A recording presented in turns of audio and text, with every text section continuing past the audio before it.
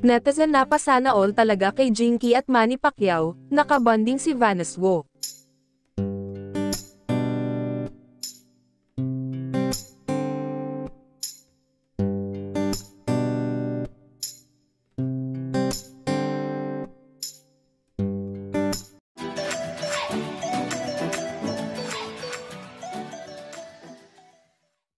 Trending sa social media ang Vietnam trip ng mag-asawang Jinky at Manny Pacquiao.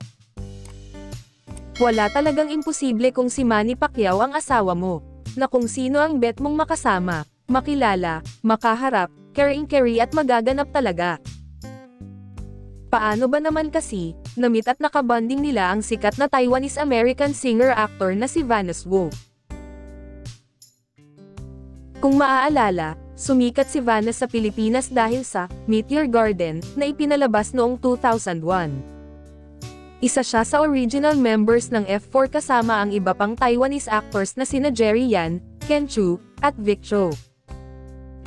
Ibinahagi ni Jinky ang ilang litrato with his husband at ng Taiwanese star kalakip ang caption na, "Nice meeting you at Vanessa Wu."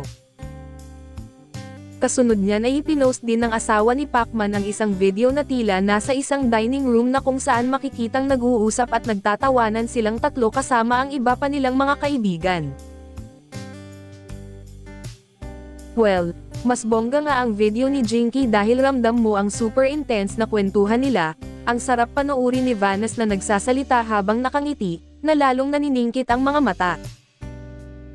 Samantala, hindi ito ang unang beses na may nakilalang sikat na international star sina Manny, Jinky at pamilya nila. Well, sana all talaga, tulad ni Jinky, na may asawang kasing powerful na tulad ni Manny Pacquiao. Na kahit ang mga hari at reyna ng ibang bansa, nakakasama niya.